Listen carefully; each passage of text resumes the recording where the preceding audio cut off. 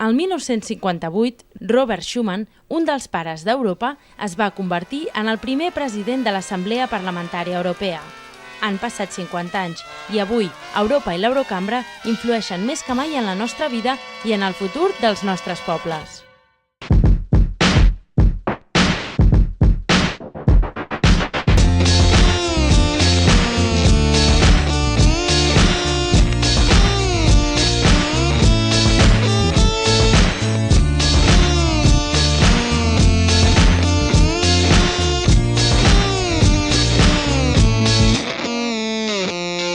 Com esteu? Benvinguts a Europa 50. La plaga en el món de l'esport es diu dopatge. És tal el rebuig que el Parlament Europeu proposa igualar la lluita contra el dopatge al combat contra el narcotràfic, així de contundent. Per fer-ho possible cal que els 27 es posin d'acord en la llei.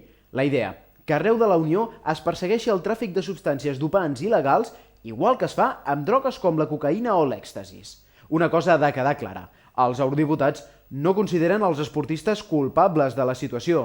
Són víctimes, la part més visible d'un engranatge multimilionari que els sotmet a una pressió injustificable. Per això, també demanen a clubs i organitzacions esportives que evitin els calendaris recargats en excés. Europa ha tardat 50 anys en tenir una Carta de Drets Fonamentals. I aquí la tenim.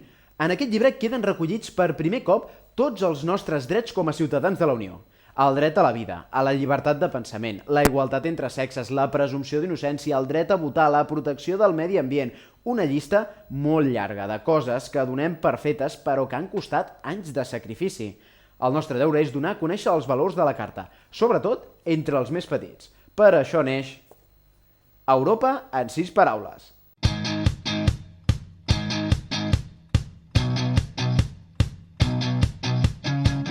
Dignitat, llibertats, igualtat, solidaritat, ciutadania, justícia.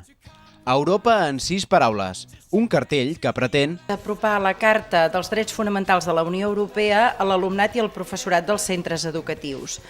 Nosaltres, l'Arnald Ballester, que és l'autor del disseny, dels dibuixos, i jo mateixa, doncs quan vàrem tenir entre mans el document, vam pensar que s'havia de fer una cosa molt atractiva, molt planera i molt visual. I és per això que vam agafar les 6 paraules clau que es troben en la Carta. Dolors Reig és una de les coautores del cartell Europa en 6 paraules. Com ens ha explicat, l'esperit del cartell és resumir els valors de la Carta de Drets Fonamentals de la Unió Europea. Per presentar el cartell no ha estat sola.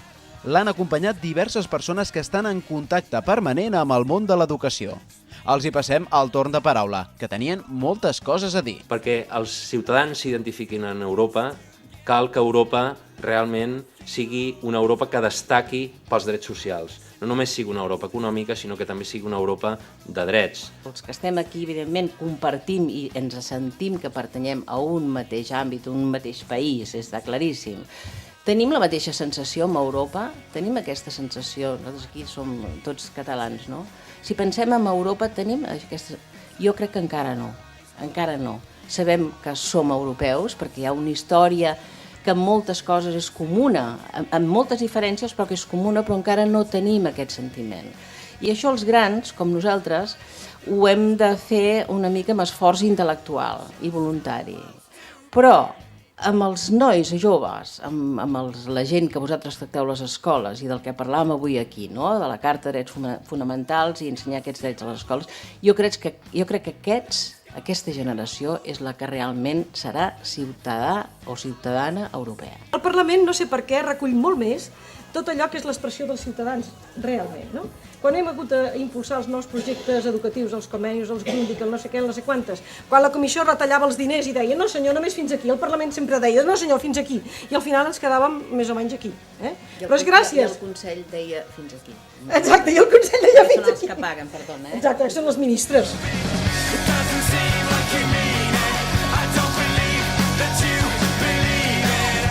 Del cartell Europa en 6 paraules se n'han fet 9.000 còpies, perquè no falti a cap escola pública ni privada de Catalunya. El que és més important és que això arriba directament, es posa a la classe i a partir de qualsevol d'aquestes idees tu pots muntar una discussió entre els nois i noies i arribar a una sèrie de conclusions que els portin a actuar després d'una manera una mica diferent, no? Que els faci ser més solidaris, que els faci ser més tolerants i que els faci ser també més conscients dels drets que tenen en quant a europeus. Som els ciutadans d'aquí els que votem els membres del Parlament Europeu i que quan hi hagi eleccions hi hem d'anar tots a votar i que els nostres nens de les escoles seran els ciutadans de demà i que ara són fills d'uns pares els quals poden motivar per anar a votar quan tinguem eleccions europees, perquè són aquests parlamentaris els que fan possible que hagi arribat a bon port aquesta carta, conjuntament, esclar, amb el Consell de Ministres i amb el Consell de Caps d'Estat de tota la Unió Europea. Però per mi el més important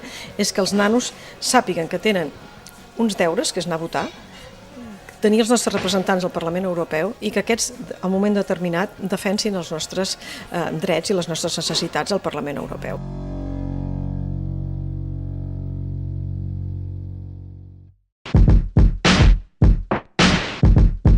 Acabem el programa, però com sempre, si ens voleu veure en aquest o en programes anteriors, només heu de buscar-nos a internet, a l'adreça de molatv.cat.